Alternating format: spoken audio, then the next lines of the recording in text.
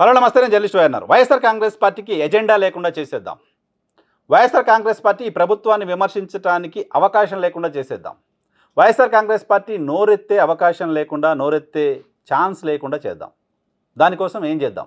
Telugu Desam party గడిచిన కొద్ది రోజులుగా చేస్తున్న మేధోమథనం ఇది.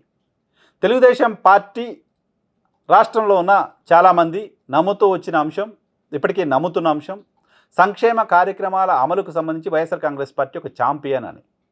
ఆంధ్రప్రదేశ్ రాష్ట్రంలో అభివృద్ధి కంటే సంక్షేమ కార్యక్రమాల అమలుపైనే ఎక్కువ ఫోకస్ చేస్తూ వచ్చిన పార్టీ వైఎస్ఆర్ కాంగ్రెస్ పార్టీ అని, సంక్షేమ కార్యక్రమాల ద్వారానే తాము తిరిగి గెలుస్తామనే నమ్మకంతో గడిచిన 5 ఏళ్ళు పరిపాలన చేసిన పార్టీ వైఎస్ఆర్ కాంగ్రెస్ పార్టీ అని.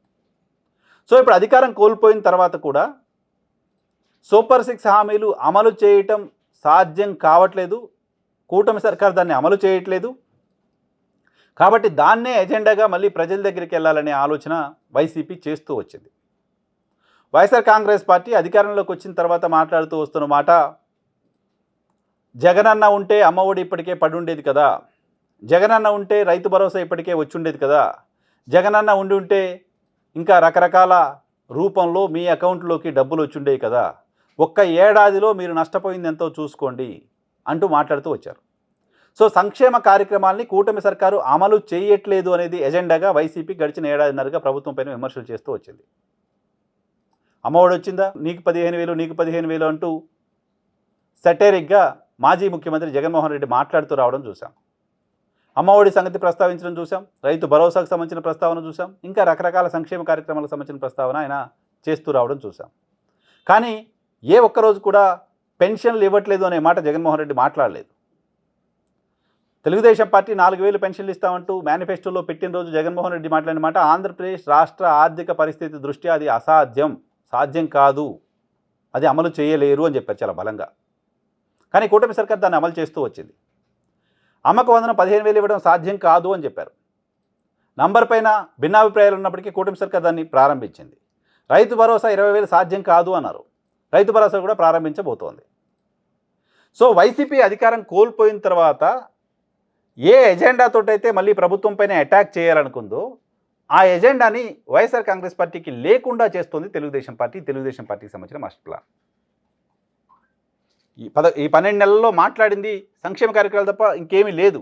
మా కార్యకర్తలపైన దాడులు, మా కార్యకర్తల అరెస్టులు, రెడ్ బుక్ రాజ్యాంగం, వీటి గురించి మాట్లాడారు. సో అది ఎలక్షన్ ఎజెండాగా అవడానికి సంబంధించిన అవకాశం తక్కువ కనపడుతుంది. ఇప్పటికిప్పుడు దాన్ని రెడ్ బుక్ రాజ్యాంగం అనే అంశాన్ని, రెడ్ బుక్ కారణంగా మా కార్యకర్తలు, మా నాయకులు ఇబ్బందులు పడుతున్నారు అనే అంశాన్ని ఎన్నికల ఎజెండాగా చేసే పరిస్థితి ఉండదు. అది ఎన్నికల ఎజెండాగా అవడానికి సంబంధించిన అవకాశం చాలా తక్కువగా కనపడుతోంది. ఎన్నికల ఎజెండాగా వైసీపీ చేద్దామనుకున్న సంక్షేమ కార్యక్రమాల అంశంలో వాటిని అమలు చేయడం ద్వారా, ఎంత ఇబ్బందులైనా వాటిని అమలు చేయడం ద్వారా వైసీపీకి ఒక ఎజెండా లేకుండా చేద్దామనేది TDP master plan. Gas cylinder ఇస్తా అన్నారు, జగన్మోహన్ రెడ్డి ఇవ్వలేనని చెప్పారు, ఇస్తా అన్నారు. సరే, 1 ఇచ్చారా గత ఏడాది, ఈ సంవత్సరం 3 ఇస్తా అన్నారు, 3 ఇస్తారా లేదా, ఇచ్చే అంశానికి సంబంధించి రకరకాల విభేదాలు, ఇస్తామన్న స్థాయిలో ఇవ్వలేదు అనే ఆరోపణలు ఉంటే ఉండొచ్చు కాక, బట్ స్కీమ్ అమలు అవుతుంది కదా, స్కీమ్ అమలు చేసేసాం కదా. అలాగే పెన్షన్లు, అలాగే అమ్మఒడి, అలాగే రైతు భరోసా, అలాగే మత్స్యకారులకు ఇస్తున్న ఆర్థిక సాయం, వీటన్నిటిపైన కూడా గతం కంటే ఎక్కువ చేస్తున్నాం అంటూ తెలుగుదేశం పార్టీ క్యాంపెయిన్ చేయబోతోంది. సో తెలుగుదేశం పార్టీ స్ట్రాటజిక్గా సంక్షేమ కార్యక్రమాలను ఇబ్బందులైనా సరే అమలు చేసే ప్రయత్నం చేసుకుంటూ పోవడం ద్వారా అది ఇవ్వలేదు అనే అంశాన్ని ఎజెండాగా తమపై అటాక్ చేస్తూ వస్తున్న వైఎస్ఆర్ కాంగ్రెస్ పార్టీని టార్గెట్ చేయబోతోంది. వైఎస్ఆర్ కాంగ్రెస్ పార్టీకి అసలు ఎజెండానే లేకుండా చేయబోతోంది. సో సంక్షేమ కార్యక్రమాల అమలులో లోపాలపైన మళ్ళీ next YSR Congress party agenda తీసుకుంటుంది. అమ్మఒడి వస్తుంది కానీ మీకు అందరికీ ఇవ్వట్లేదు, కొంతమందికి వేస్తుంది అనే మాటని ప్రజలు పెద్దగా బిలీవ్ చేస్తారా? వైసీపీ హయాంలో ఒక్కరు ఉన్న వాళ్ళ మాత్రమే అమ్మఒడి వస్తే ఇప్పుడు ఆ ఒక్కరు ఉన్న వాళ్ళకి ఎవరికి కూడా కట్టే పరిస్థితి కనపట్ల. కొత్తగా ఇస్తామన్న వాళ్ళకి ఇవ్వకపోవచ్చేమో, కొత్తగా 2కో 3కో ఉన్న వాళ్ళకి కూడా ఇస్తామన్న వాళ్ళకి సంబంధించి ఏమైనా ఇబ్బందులు ఉన్నాయేమో తెలియదు. కానీ వైసీపీ హయాంలో వస్తున్న లబ్ధిదారులకు ఎవరికి కూడా ఆగే పరిస్థితి డెఫినెట్గా ఉండదు, ఒకరికైతే గ్యారెంటీగా వస్తుంది. కాబట్టి వాళ్ళెవరు కూడా అసంతృప్తిగా ఉండే పరిస్థితి లేదు వైసీపీ ఓటర్స్గా భావిస్తున్న వాళ్ళు.